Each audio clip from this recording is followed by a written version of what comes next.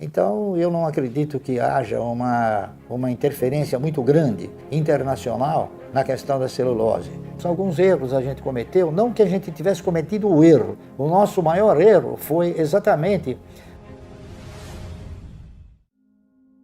Bom, o meu maior, que não foi um erro, foi eu não ter começado 20 anos antes de quando eu comecei, tá certo?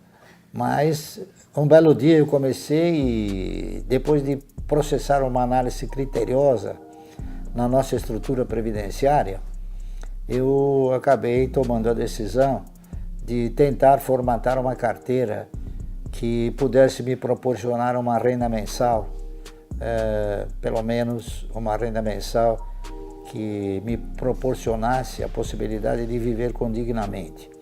Já que desde a década de 70, o início da década de 70, eu tinha a absoluta segurança que o cidadão que se aposentasse, ele não teria uma vida próspera em termos de remuneração.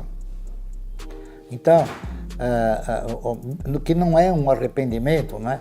Eu pura e simplesmente devia ter começado 20 anos antes, mas da época que eu comecei, a gente cometeu alguns enganos, né? Alguns erros, porque a gente não é um ser supernatural, ou sobrenatural, melhor dizendo.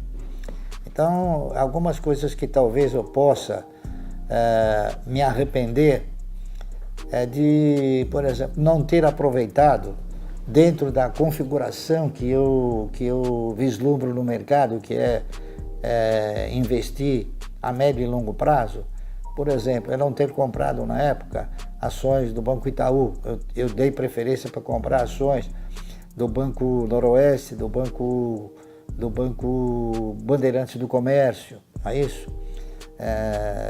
Então, a gente se arrepende porque o Banco Itaú ele acabou engolindo todos os demais bancos praticamente. Mas eu acabei comprando o Banco do Brasil a 60 centavos, da época que foi, que o Itaú custava também 60 centavos, não é isso?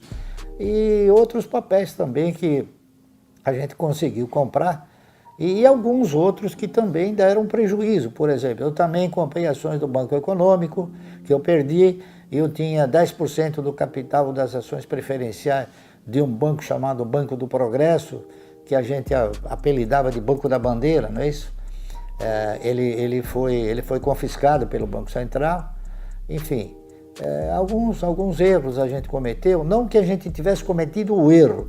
O nosso maior erro foi exatamente fixar a postura de investidores, porque antes de um banco quebrar ou um banco ser interditado, sempre correram boatos. Eu, por exemplo, no Banco Econômico, cheguei a ser avisado, olha, o banco está numa situação difícil, etc.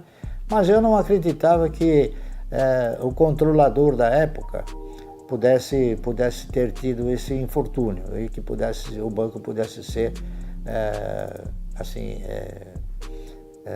confiscado pelo Banco Central.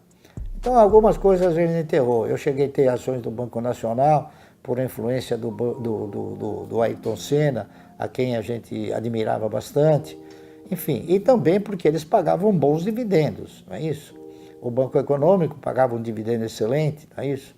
Mas esses bancos eles foram sendo interditados e ocorreram perdas.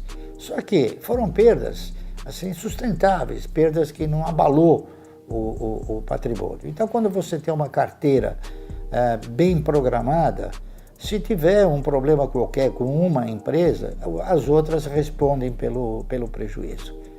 Então, eu não me arrependo de nada de ter feito o que eu fiz, tá certo? Já disse isso num outro programa. E digo com todas as letras, né? Já perdi no mercado, já deixei de ganhar, melhor dizendo, não é isso?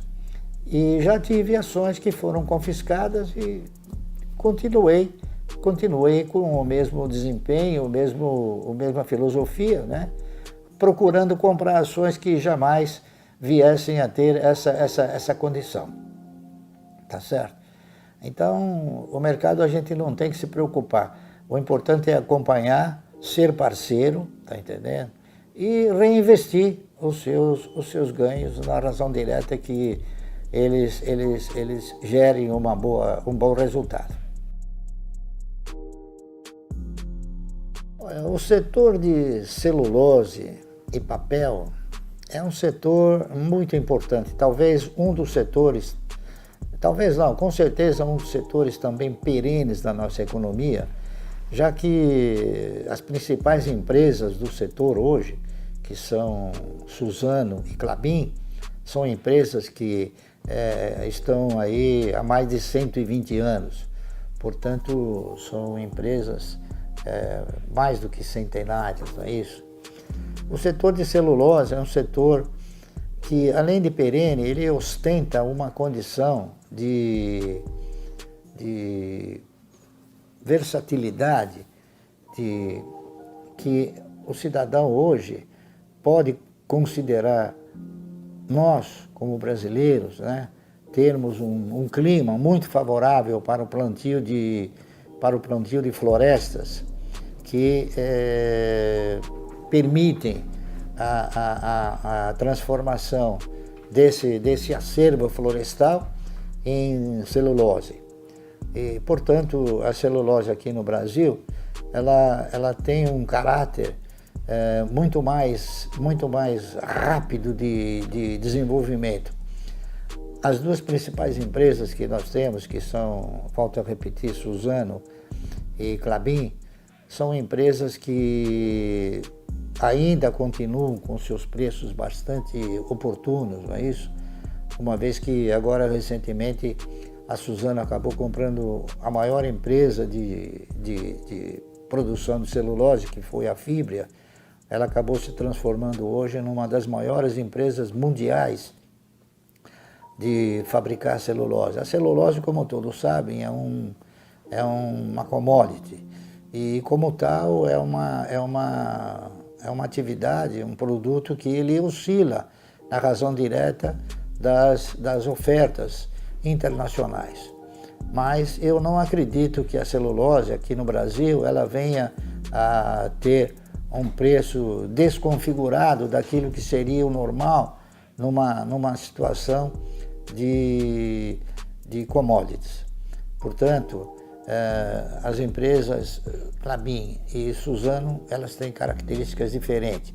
A Klabin é uma empresa integrada, enquanto que a Suzano ela tem uma visão estratégica muito mais dirigida para a produção de celulose.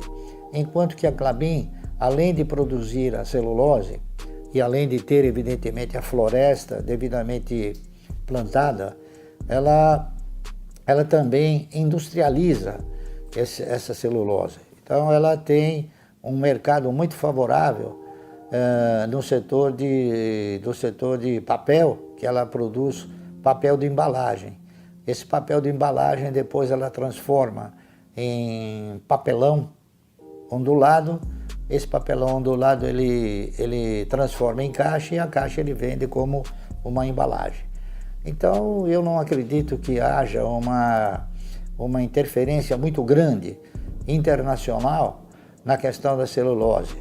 O papel ele pode ter as suas configurações distintas porque em outros países onde a mão de obra é mais barata, né? Provavelmente talvez o papel ele possa ter um desempenho melhor.